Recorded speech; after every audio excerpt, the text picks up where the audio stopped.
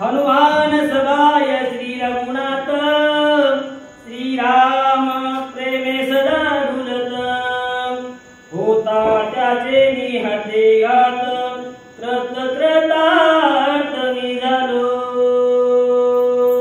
वक्रतुंड महाकाय सूर्यकोटी समप्रभ निर्विघ्नं कुरु मे देवो सर्वकार्येषु सर्वदा देवा तु सर्वेषु सकलार्थमति प्रकाशो महे निवृत्तिदासो अवधारितो गौरीपुत्र घराण्याला कौशल्यापुत्र रघुनंदन अंजनी सुत हनुमंतराय नाथ महाराजांच्या चरणावरती साष्टांग दंडवत युद्धकांडामध्ये चालत असलेल्या 45व्या अध्यायाची उर्वरित कथा शक्ती प्रसंगामध्ये चालत असलेल्या 3ऱ्या अध्यायाची उर्वरित कथा ग्रामदेवत हनुमंतराय जे काही सांगण्याची बुद्धी देतील ते सांगण्याचा प्रयत्न करणार आहे।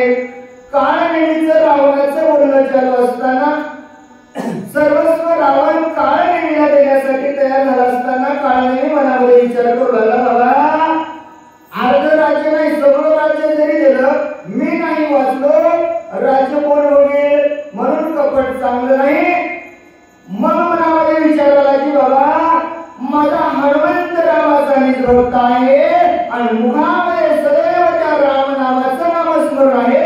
मग आशाच्या हातानं मरण आलेलं कदाही चांगलं या रावणाच्या हातानं मरणापेक्षा हनुमंताकडे गेलेलं चांगलं काळनेमी असणारा विचार करू लागला।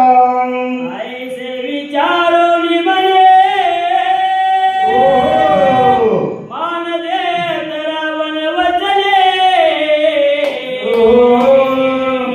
तुझी आज्ञा उल्लंघोनी रामचंद्री असेना। एवढा विचार मनामध्ये असणारा काळनेमीने केला आणि काळनेमीने विचार केल्याच्या नंतर म्हणला ज्याच्या गावात आलो त्याला मांडावं लागलं म्हणला। म्हणून काळनेमी म्हणाला रावणा अरे बाबा तुझ्या एवढं मोठं कोणीच नाही, तुमचं बोलणं तुम्ही सांगितलेलं उत्तर तुमचं ऐकावं लागतं, तुमचं वचन कोण म्हणलो तुमच्या एवढं सामर्थ्य कोणामध्ये आहे रावणा तू लय मोठा आहेस बाबा काळनेमी बोलू लागला। ऐसा कोण आहे गोर उल्लंघू शके तुझे उत्तर शेगे करून नमस्कार निशाचर उसळला।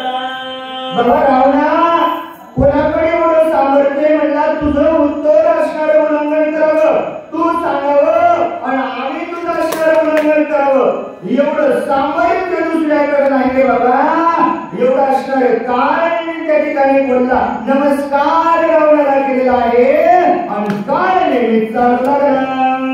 पर्वता पावे देव मारुती तवा पण गेला शीघ्र गती माया केली अति निगुती येईची ती परिसावी। नाथ बरं सुंदर वर्णन असणारं त्या ठिकाणी सांगू लागले बाबा जोपर्यंत हनुमंत यायच्या अगोदर हनुमंताचा वेळ किती आहे मनोजम मारुत तुल्य वेगम हनुमंतरायाच्या अगोदर काळनेमी गेला काय काय माया करायला सांगितलं होतं कोणती कोणती माया काळनेमी करतो सावधपणा नाही का ते जाऊन रक्षोगण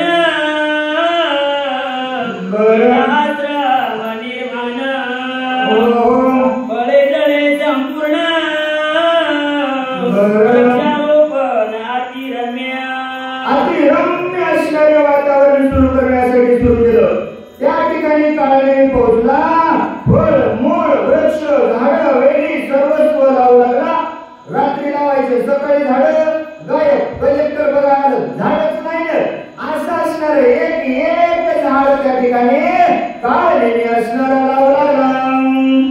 अपल घेऊन अग्निहोत्र तापस वेश निशाचर दिसे उपवासी निरंतर गेले उदर कपाटी। आपण असणारा वेश धारण केला ऋषीचा वेश असणारा धारण केल्याच्या नंतर जसं महिनाभर असणार म्हणजे वारीलाच गेले की काय असं असणार उपाशी पोट असणार पाठीला घातलं आणि तसा बसू लागला मातांचा जटा संभार हो परिधान त्या शिवल कलांबर भक्ती वाढते सुष्णू फार आदि विचित्र भासती विचित्र रूप काळने धारण केलं डोक्यावरचे केस वाढवले वलतांबर असणार परिधान केलं आणि कोणाची वाट हनुमंतरायाची वाट पाहू लागला का कमळात लिंग बुडाले केशात वाण स्वरूप देत जप करीत एकाग्र मन धारण केलं तापस असणारा वेश धारण केला जटेचा भार वाढवला जसं काही संन्यासीच असावा असं असणारं रूप धरलं आणि हनुमंत येण्याची वाट पाहू लागला हाती घेओ निज पमाळे हरी हरी भवयांतळे जैसी खेचरी मुद्रा लाविली जैसी शैली दिसत आहे कशी शैली दिसू लागली नाटकाला सुंदर वर्णन करतात हातामध्ये जपमाळा घेतले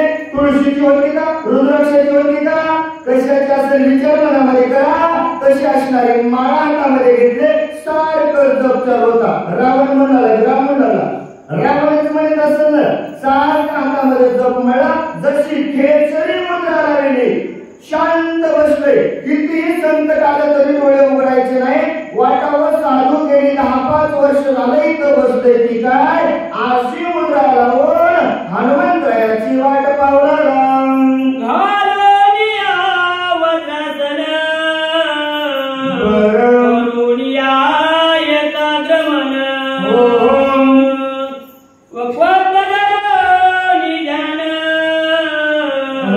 मायागमन कपीचे शांत असणार त्या ठिकाणी धारण केलं मांडी घातलेली आहे एकाग्र असणार मन केले फक्त विचार मनामध्ये एकच चालू आहे हनुमंतराय कधी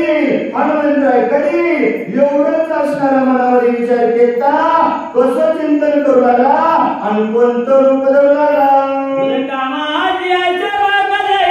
कोणी सात्विक जळावासी पुण्य श्लोक आईचा देख दिसत असे पुण्य श्लोक जसं म्हणजे पाण्यामध्ये बघ असणारा त्या ठिकाणी कामबदल असणारा कोणाची वाट पाहतो पांढरा शुभ्र दिसतो अंगाला डाग लागू देत नाही जस काय लईच प्युअर साधू असा बसलेला असतो कोणाची वाट पाहतो ऐका मत्स्य आलिया दृष्टीतळे कटकावणी सगळा गिळी देवी राक्षस कपटने कप्यागमन शैली पाहतसे सावधपणे असणाऱ्या पाण्यामध्ये उभं टाकतो एका पायावर उभं टाकतो फक्त मासोळीची वाट बघतो कधी माशी येईल आणि कधी मी तिला उचलून घेईल एवढं सावधपणानं काळजी त्या ठिकाणी हनुमंतरायाची वाट पाहू लागला दक्षिण दिशेच्या भागी जायची मूर्त होतरी आगी नक्षत्राची पुंज स्वर्गी धावत आणि एवढा सावधपणानं जप करत असताना काळजीची नजर दक्षिण दिशेला गेली आणि काय असणार दिसू लागला की बाळ सूर्य उदया आला तैसा येतसे दारुला नाथ दिशेच बनावनी निष्ठला अमनी निघाला चरावया जसं का लहान असणारा सूर्य ओलांगूळ असणारा दिसावा सकाळी सकाळी सूर्याचं दर्शन व्हावं कसं असणार सूर्याचं तेज दिसतं तसा जसा सूर्यच यालाय की काय जसा शेष नानाच्या मणी असणारा तो चरावयाच असणारा मणी घेऊन निघालाय की काय असा असणारा हनुमंतराय येताना पाहिला आईशे उडान कपिनाथा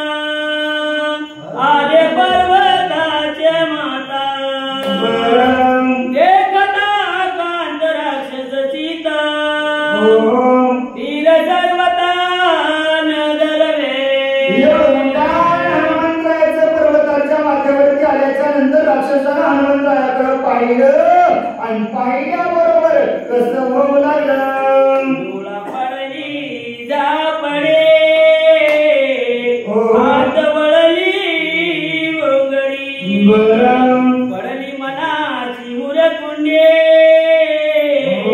नावेक भवनी त्यासी आले. नुसतं हनुमंताला पाहिल्याबरोबर नाथ महाराज म्हणले डोळ्याला झापडी पडली, शरीर कसं करू आलं, चळचळ कापू आलं, डोळे पंचार होऊ लागले, वाचतो की मरतो काय नेला चिंता लागली. मग सावध होवनी पाये विचारोनी फुल्याच देही बने मजाले काय झाले काही आठवण नाही कार्याची.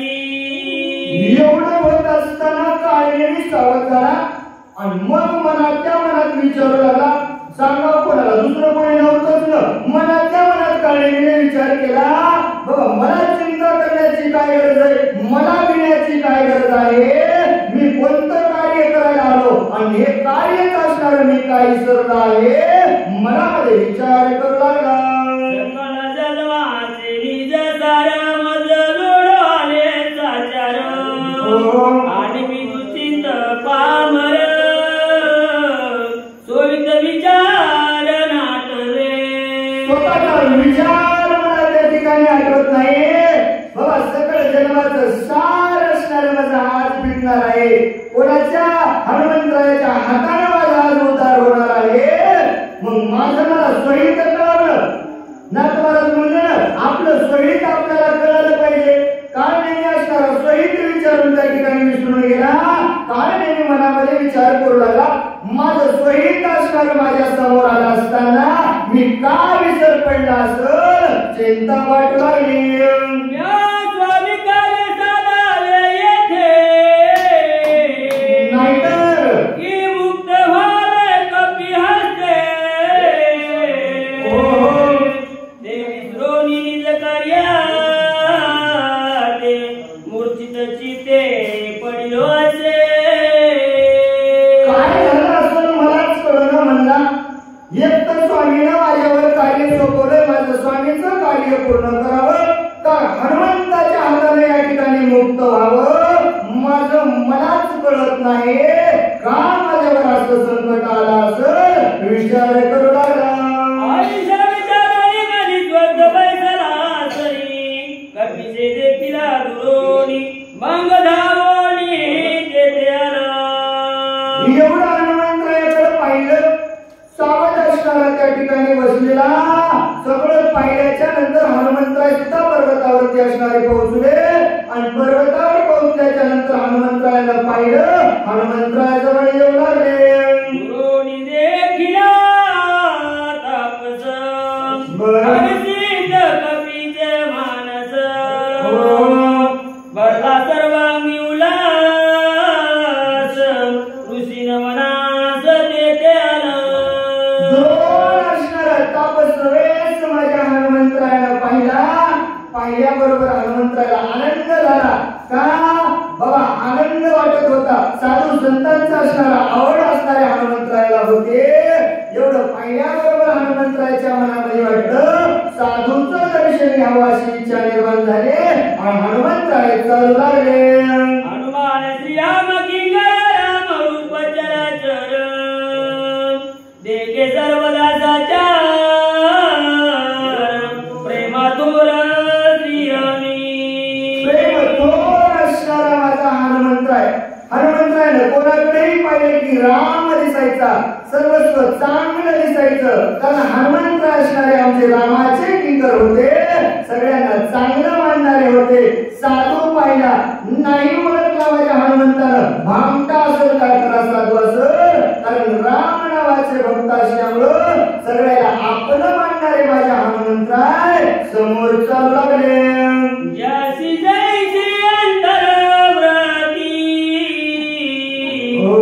जगाते तैसेची देखती येही विषयाची उपपती श्लोक संपती परिसावी.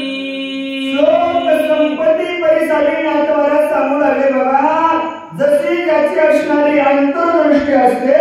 चोराला चोर दिसतात, वाचकाला वाचक दिसतात आणि फिरणाऱ्याला रिकामे फिरणारे दिसतात. ज्याचं जशी अंतर्दृष्टी आहे, जो जसा मनातून विचार करतो तसं त्याला दिसत. असा असणार ग्रंथकार सांगू लागले. पुंडलिका वरदानिकाल श्री ज्ञानदेव तुकाराम